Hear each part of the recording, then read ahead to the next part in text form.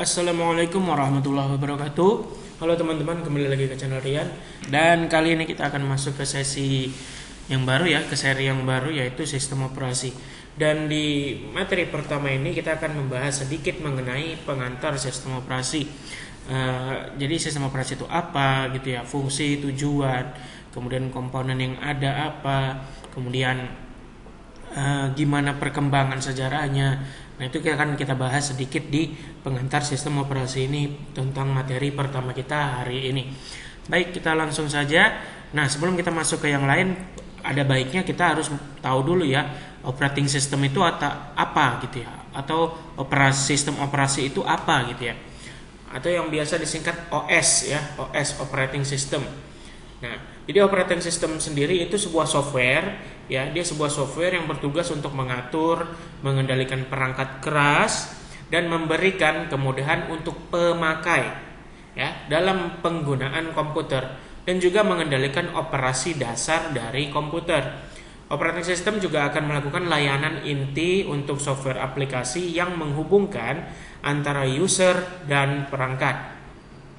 Nah, antara user dengan perangkat. Kemudian layanan lain seperti akses ke disk atau penyimpanan kita ya, manajemen memori, tugas penjadwalan, dan antarmuka user interface.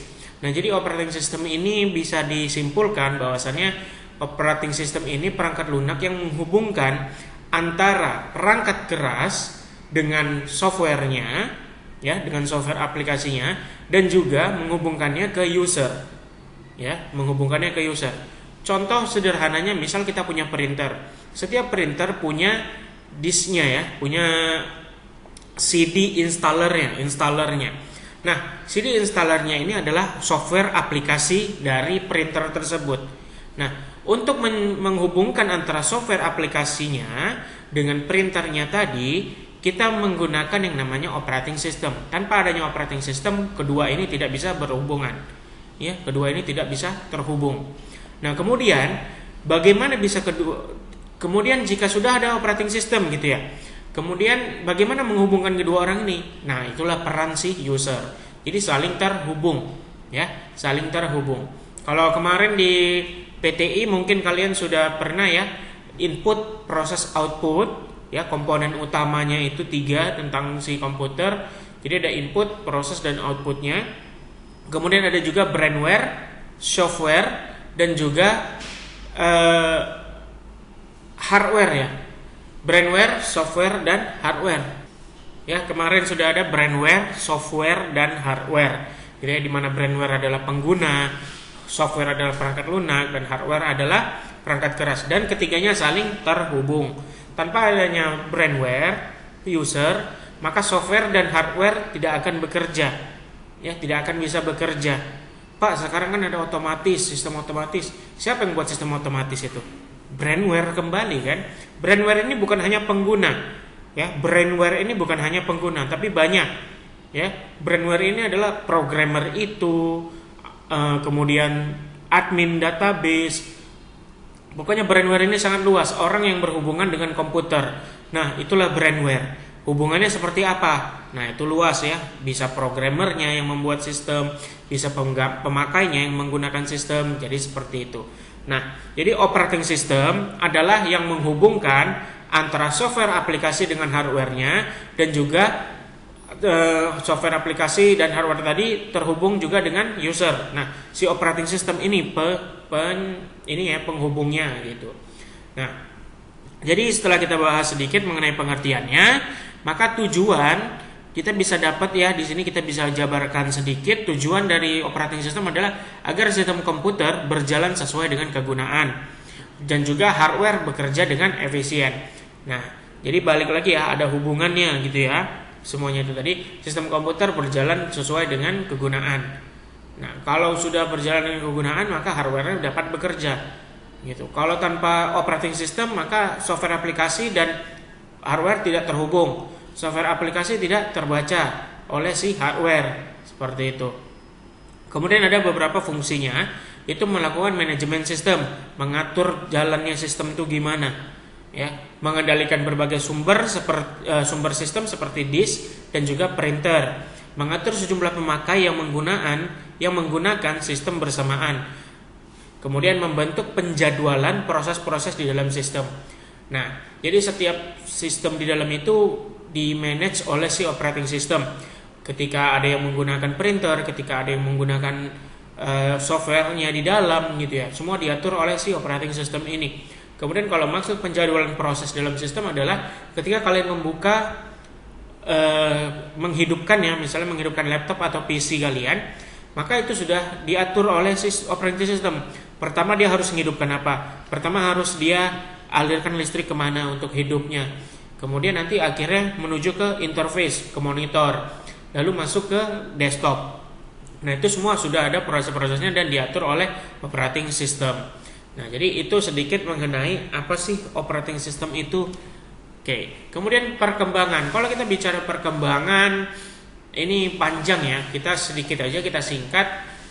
Generasi awal yaitu tahun 45 sampai 55, perkembangan awal komputasi elektronik sebagai pengganti sistem komputasi. Komputasi berarti perhitung ya, menghitung. Hal itu disebabkan kecepatan manusia untuk menghitung terbatas dan manusia sangat dapat mudah untuk melakukan kecerobohan. Ya, kadang hitung-hitung aja kita masih salah ya. Kemudian generasi ini belum ada operating system. Jadi pada masa 45 sampai 55 ini masih komputer itu dibuat masih ini ya, untuk menghitung. Ini saya ada catatan sedikit. Nah, jadi di masa generasi pertama ini belum ada sistem operasi, tetapi sistem komputer diberi instruksi untuk mengerjakan perhitungan, ya, tambah, kurang, bagi dan kali. Masih itu untuk awal. Makanya kalau banyak yang tanya apa itu komputer, untuk menghitung gitu ya. Nah, karena pertama kali memang untuk menghitung gitu. Oke, kita lanjut generasi kedua tahun 1955 atau 65 menggunakan batch processing system. Nah, batch processing system ini adalah semua perintah atau semua pekerjaan disusun terlebih dahulu. Lalu nanti prosesnya akan dieksekusi setelah job-job tadi atau pekerjaan-pekerjaan tadi itu diselesaikan, sudah terdata gitu ya. Nah, misalnya mau buat kerjaan A, B, C, D. Nah, ini masih disusun gitu. Lalu nanti diproses secara satu persatu berurutan. Nah, generasi ini sistem komputer belum dilengkapi operating system. Jadi belum ada operating system ya di sini ya. Nah, tapi beberapa fungsi operating system telah ada. Jadi fungsinya, salah satu fungsi dari operating system sudah ada, yaitu FMS dan IPSYS. Nah, FMS dan IPSYS ini sebuah software yang dibuat oleh Apple untuk melihat dan memantau tugas pengkodean. Jadi dia hanya melihat saja, dia masih memantau, ya. Karena kan masa ini sudah masuk ke ini ya, pemrograman. Nah, jadi kalau kalian pemrograman itu, kalau saya tidak salah compiler, ya di awal-awal itu compiler. Kalau saya salah di komen aja di bawah. Nah, jadi di masa itu masih compiler ya.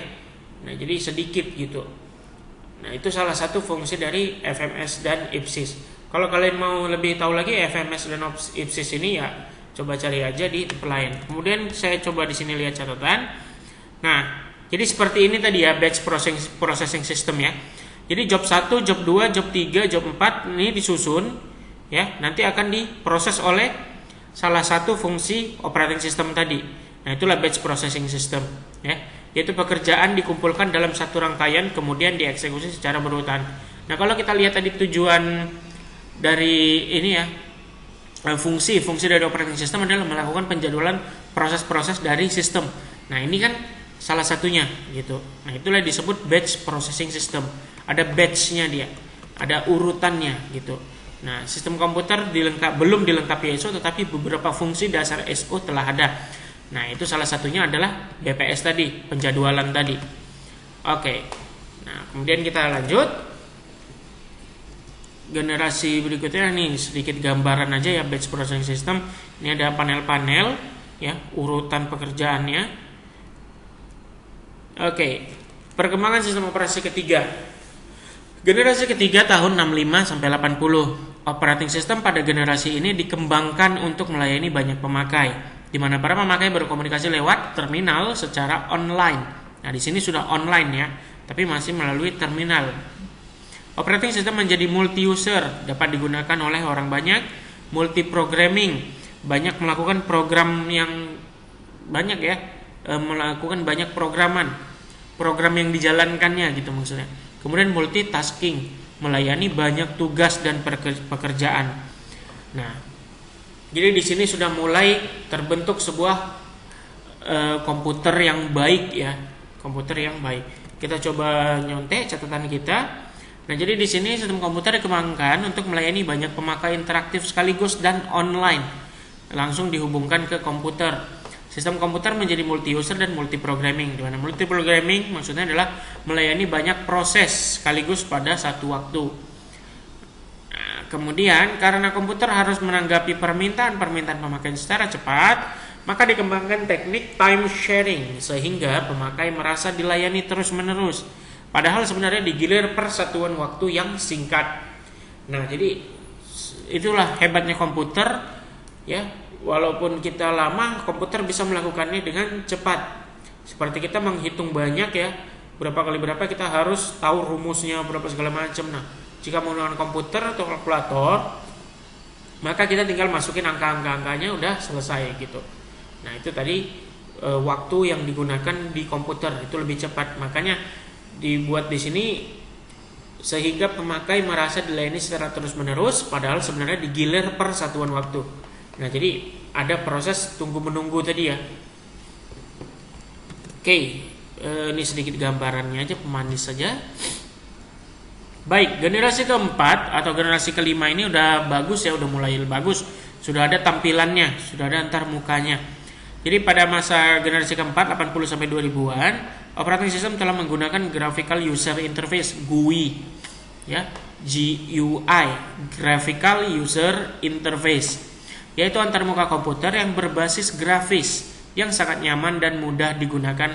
Pada masa ini juga dimulai era komputasi tersebar. Nah, maksudnya GUI ini adalah kalian menggunakan tombol-tombol, menu-menu yang ada gitu. Ya, misalnya ada menu save, ada gambar icon birunya gitu. Nah, itu graphical user interface namanya. Ya, tadi distributed computer atau komputasi tersebar, di mana komputasi tidak lagi berpusat di satu titik, tapi dipecah di banyak komputer sehingga tercapai kinerja yang lebih baik. Nah, berarti di sini ada pembagian tugas di masing-masing komputer atau di masing-masing sistemnya.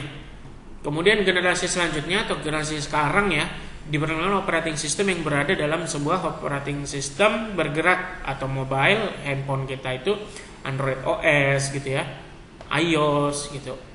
Nah, pada perangkat bergerak atau yang biasa kita gunakan itu adalah PDA, PC, laptop, notebook ataupun netbook ya.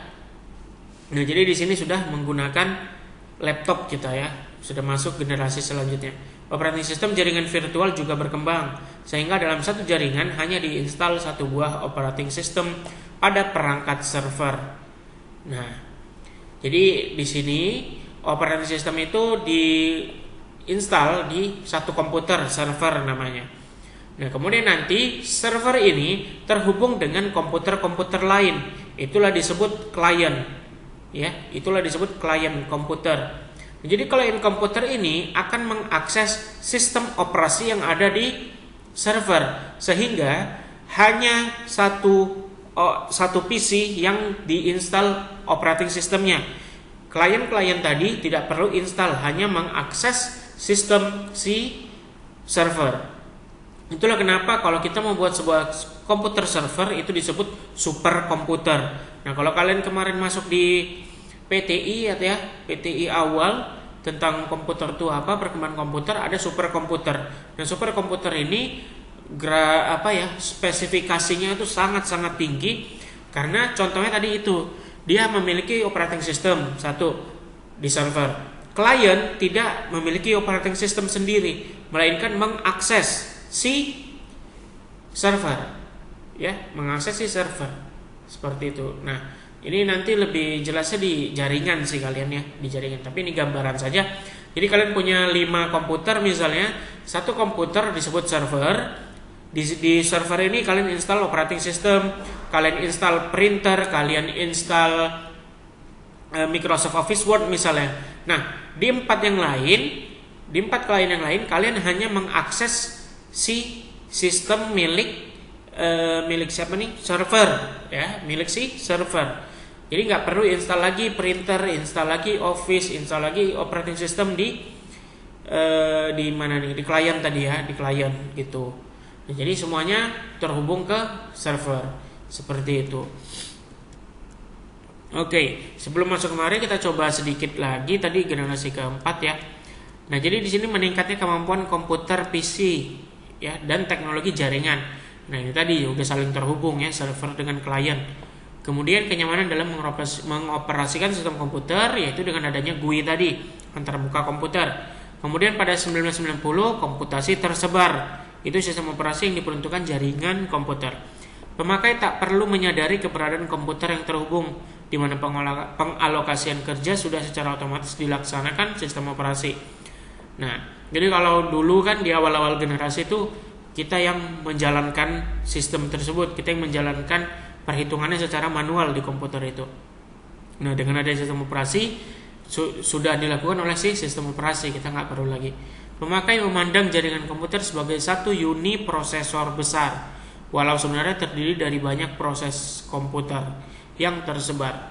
Nah, jadi itulah generasi atau perkembangan dari sejarah operating system ya. Dulunya nggak ada, masih sedikit, kemudian masuk ke batch system tadi ya kan.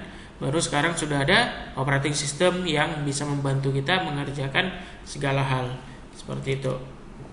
Baik, jadi dari awal tadi sampai sekarang sistem operasi itu dibagi jadi beberapa kategori. Yang pertama single user, single tasking. Ya, kalau dari artinya kita sudah tahu ya, berarti komputer itu hanya bisa digunakan oleh satu user dan hanya menjalankan satu program di satu waktu. Contoh disk operating system DOS. Nah, ini biasanya kalau kita beli laptop baru pasti ada tuh DOS gitu ya. Nah, berarti dia belum ada sistem operasi seperti Windows, masih sistem operasi awal. Oke, kemudian ada multi user, single tasking.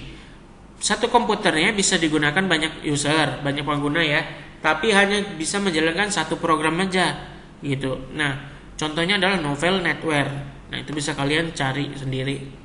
Kemudian ada single user, multitasking. Satu komputer dipakai oleh satu user dan dapat menjalankan banyak program di satu waktu. Nah, inilah yang sekarang kita sudah banyak menggunakannya ya. Ada Windows, Mac OS untuk Apple, ada Linux yang bebas untuk siapa saja, ada Java Desktop System, Symbian, Palm OS dan kawan-kawan yang lain. Jadi banyak, ya banyak. Kemudian ada multi user, multitasking. Nah, satu komputer dipakai banyak orang, banyak user dan menjalankan banyak program di satu waktu.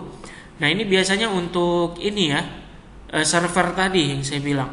Nah, itu ada Unix, Linux, FreeBSD, Sun Solaris atau dari Unix juga dia, dan atau Windows dengan aplikasi Citrix MetaFrame atau hardware Office Station. Jadi kalau multi user, multitasking udah pasti dia server. Seperti yang kita gambarkan tadi, satu server, semua program di situ, klien yang lain, komputer yang lain mengakses si server untuk menggunakan apa yang ada di server tersebut, seperti itu.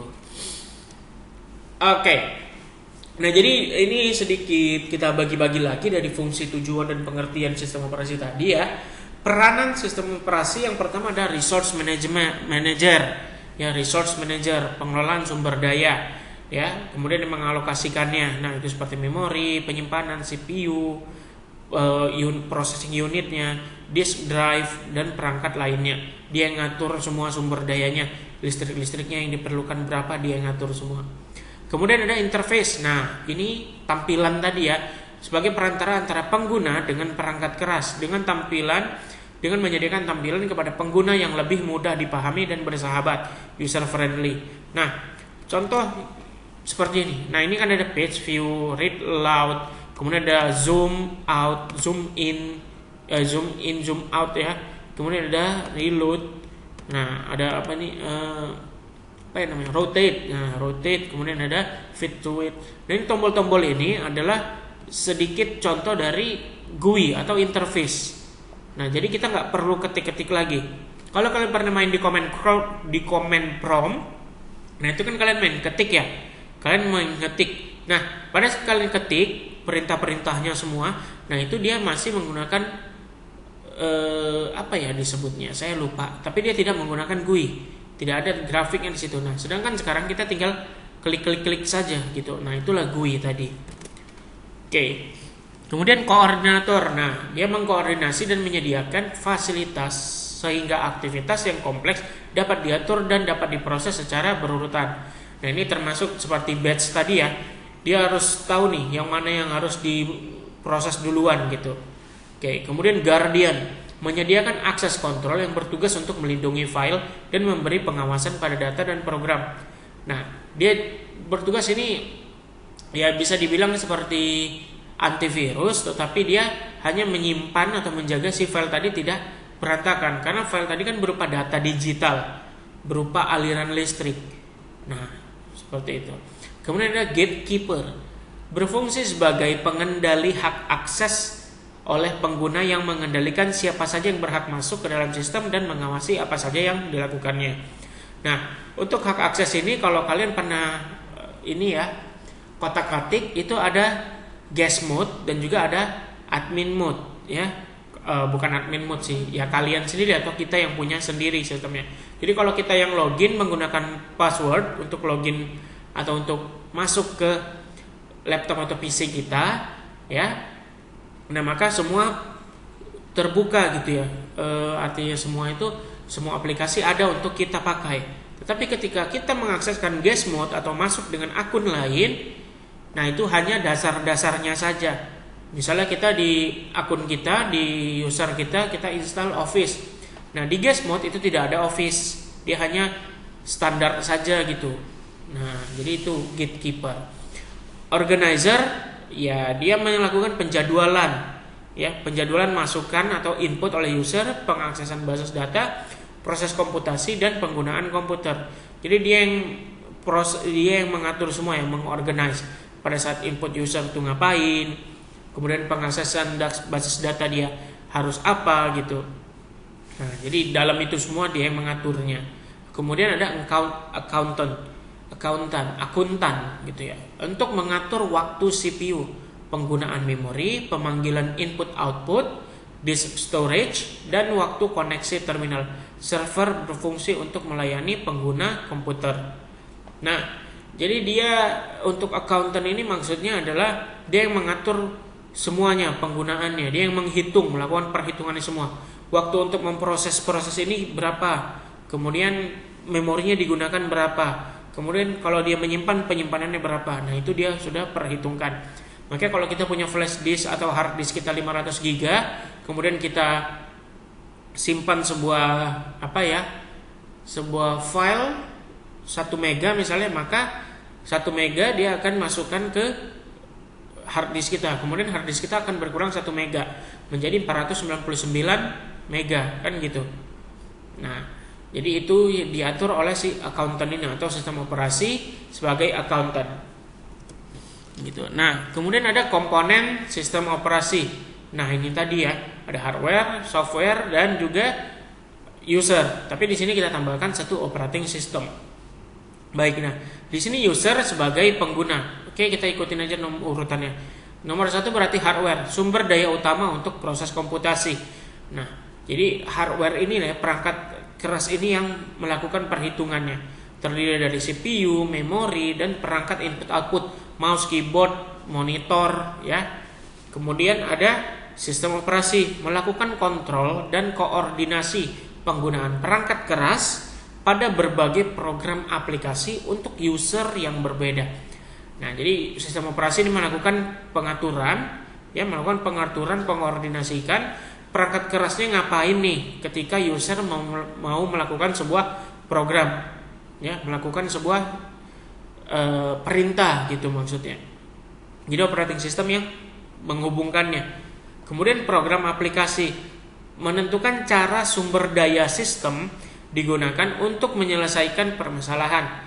menentukan cara sumber daya sistem digunakan untuk menyelesaikan permasalahan komputasi dari user, contohnya compiler, sistem basis data, video games, program bisnis, dan lain-lainnya. Nah, jadi itu tentang software application atau program aplikasi. Kemudian kalau kita lihat dari gambar ya, pengguna dulu deh. Pengguna yaitu yang menggunakan sistem, orang, mesin, atau komputer lain. Mesin di sini robot ya. Orang ini tadi bebas tuh, entah itu programmernya, entah itu penggunanya memang pengguna gitu ya. Nah, jadi seperti yang kita lihat gambar, user mengakses si sistem. Kemudian sistem ini akan melakukan pergerakan atau melakukan perhitungan atau melakukan sebuah perintah. Nah, itu untuk ke komputer hardware ya. Software ini kan hanya ini saja ya, seperti jembatan gitu. Nah, kemudian jembatan ini tadi memiliki jembatan yang lain untuk ke hardware, yaitu operating system. Karena kalau tanpa operating system, aplikasi software tidak bisa kita install untuk menghubungkan ke komputer hardware. Contohnya tadi si printer seperti itu. Oke, nah jadi itu sedikit kita bahas tentang pengantar sistem operasi. Nah, kalian punya pertanyaan, silakan tanya di kolom komentar. Dan untuk materi pertama mengenai sistem operasi hanya sampai di situ. Kita lanjut ke materi berikutnya mengenai manajemen yang ada di operating system di pertemuan berikutnya. Baik, kalau gitu kita ketemu lagi di video selanjutnya. Assalamualaikum warahmatullahi wabarakatuh.